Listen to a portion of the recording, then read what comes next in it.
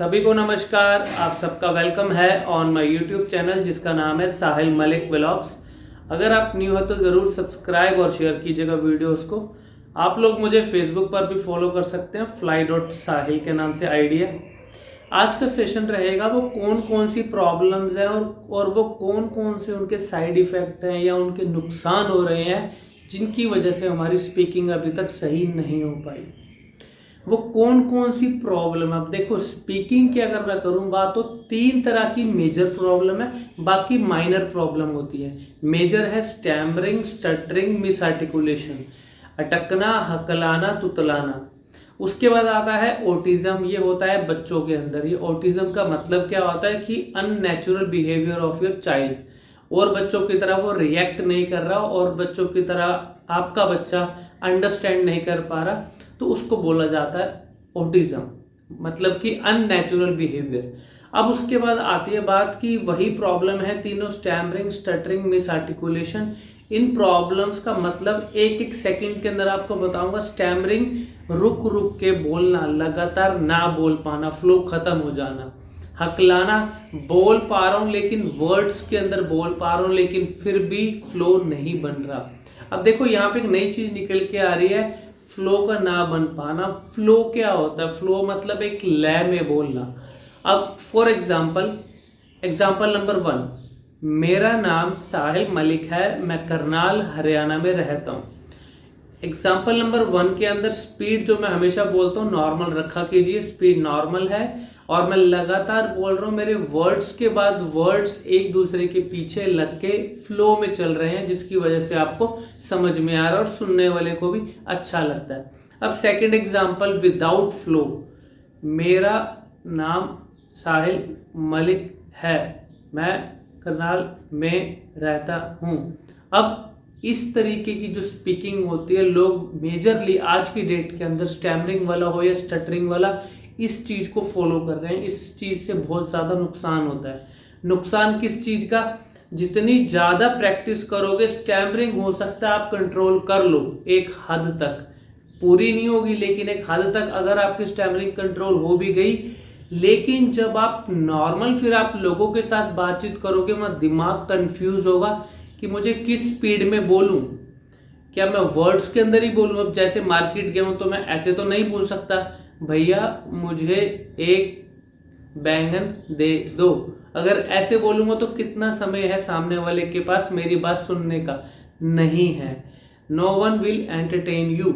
और हम क्या बात कर रहे हैं, प्रैक्टिस ही तुम उसी चीज की करो जिससे ऊपर तुम्हें कहीं अलग जाना ही ना पड़े।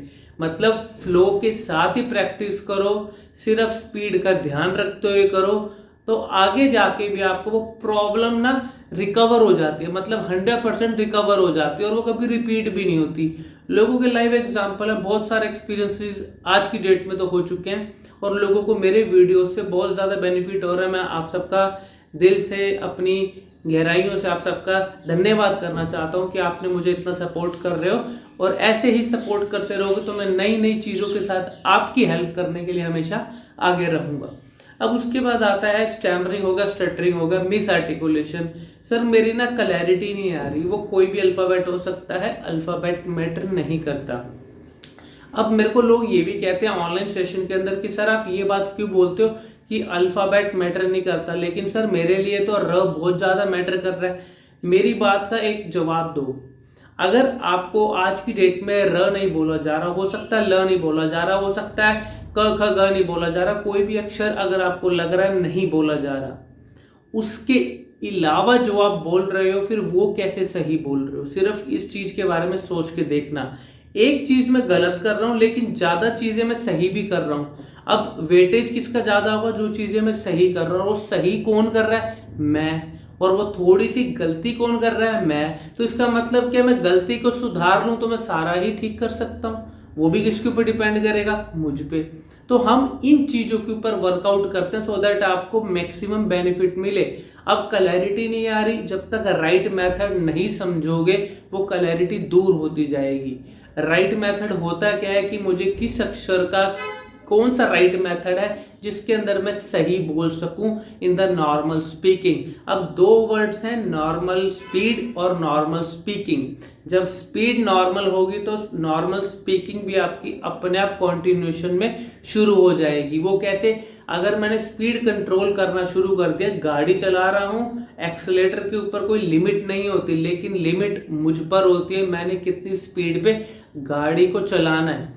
अब हाईवे पे लिखा हुआ है 80 किलोमीटर और मैं चला रहा हूँ 120, 150, तो नुकसान होने का चांस मुझे ज़्यादा है या जिसने लिखा हुआ है 80 किलोमीटर उसको ज़्यादा है? मुझे ज़्यादा हुआ ना नुकसान। अगर कोई चीज़ सामने आ गई तो ब्रेक नहीं लगेगी, एक्सीडेंट होगा।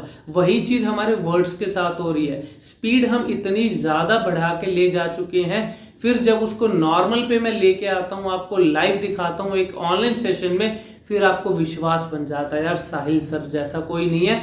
और वो सेशन में ही, एक सेशन में ही रिजल्ट दिखा रहे हैं लोगों को और लोग देख रहे हैं और लोगों को फायदा हो रहा है। सबसे इंपॉर्टेंट बात क्या है, मेरा वीडियो से अगर किसी एक को भी फायदा हुआ तो मेरा वीडियो बनाने का मोटिव कंप्लीट हुआ। फिर भी कोई चीज नहीं समझ में आ रही, एक ऑनलाइन सेशन के लिए सामने आ जाना, जैसी मर्जी प्रॉब्लम हो आपको रिजल्ट दिखाएंगे और कंप्लीट कैसे रिकवर कर सकते हैं वो बताएंगे। फिर भी कोई चीज नहीं समझ में आ रही, कमेंट सेक्शन में लिख देना। Thank you very much, God bless you.